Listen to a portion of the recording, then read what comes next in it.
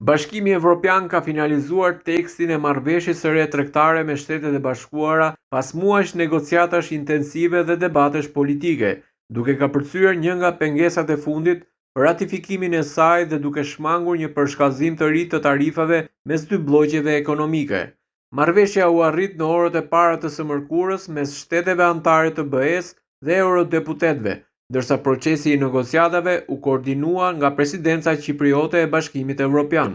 Sipas draftit përfundimtar, Bashkimi Evropian do të heqë tarifat për produktet industriale amerikane, ndërsa në këmbim Shtetet e Bashkuara do të mbajnë një kufi tarifor prej 15% për eksportet evropiane.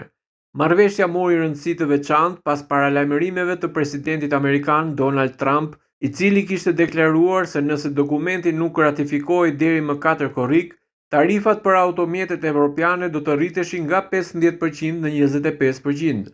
Tashmë Parlamenti Evropian dhe shtetet anëtare pritet të vijojnë me votimet përfundimtare për miratimin e marrëveshjes.